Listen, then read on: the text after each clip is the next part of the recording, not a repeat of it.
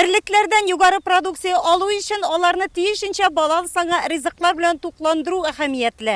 Шуңа да кыш буе малларга ашатачак азыкны тиешле таләпләргә туры китереп әзерләү иң мөһим шарт булып тора. Терлек азыгы әзерләгәндә аеруча протеинга игътибар итәргә кирәк. Сенаж сила салганда яшел масса нинди дымлылык һәм ничә процент протеин белән салынырга тиешлеге тикшерелергә тиеш ди авыл хуҗалыгы белгечләре. Нәк менә вакыты яшел уракның, люцерны үләненең сусыл чагы. Үз вакытында чаптырып алганда терлек азыгы сыйфатлы булганлыгын хуҗалыкта яхшы беләләр. Сөт саудан югары табыш алу нәк менә шуңа бәйле дә. Үткән елда кышкы чорга мул азык запасы белән кергән иде бу хуҗалык. Бүгенге көндә анысы да бетмәгән. Инде яңасын әзерләргә люцернаны сенажга чаптыруга районда беренчеләрдән булып кереште Сөләймановлар. Хуҗалык буенча 3100 гектарда азык культуралар чәчтек, аның 500 гектары кукуруза булса, калганнары 2000 гектар артыгы була инде люцер культуралары. 2 ургыш белән люцерны балыкларга салып ятабыз. Бийингесе хәзерге вакытка 120-130 гектарда эш башкардык.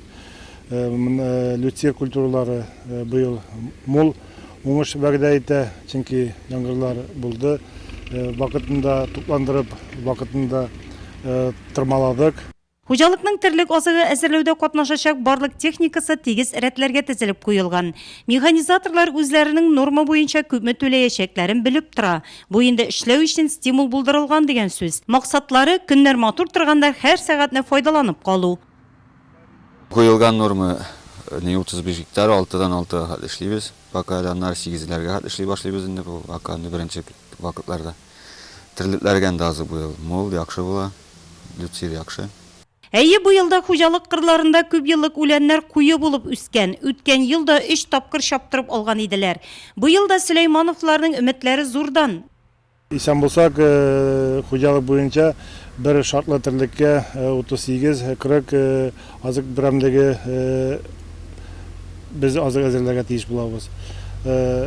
Gəlүчеләребез бар, егетләр техникаларын әйбәт карадылар. Вакытында бөтен эшне башкарып чыгарбыз һәм кышка мул азык белән керебез дип ышандырасы килә. Быел республика буенча бер баш шартлы терлеккә исәпләгәндә 35 центнер күләмендә терлек азыгы әзерләү бурычы тора. Нурлат районы хуҗалыкларында да бу күрсәткеч ким булмас өчен тырышалар. Әнә терлек азыгы әзерләүгә дә барлык хуҗалыклар техникаларын җиренә җиткереп әзерләп куйганнар. Сегодня в Нурлатском районе мы посетили ряд Без хозяйств. бүген Нурлат районы хуҗалыкларында булып, терлек азыгын әзерләүдә катнашачак техникаларның яхшы әзерлеген күрдек. Эш барлык районнарда да бара. Анализ ясап, әзерлек буенча баллар куячакбыз.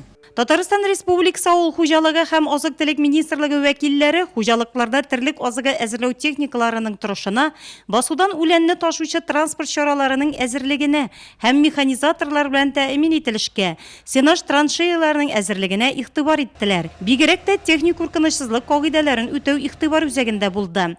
Быел Сөләйманов крестьян фермер хуҗалыгында 13 механизатор үз квалификациясын күтәргән, 17 белгеч техник куркынычсызлык буенча белемнәрен ныгыткан. Кырга чыгар алдыннан һәр механизатор хезмәт урыннарында куркынычсызлык кагыйдәләрен үтәү буенча инструктаж үткән. Сөләймановлардан тыш районда терлек азыгын әзерләүгә Южный хуҗалыгы да кереште.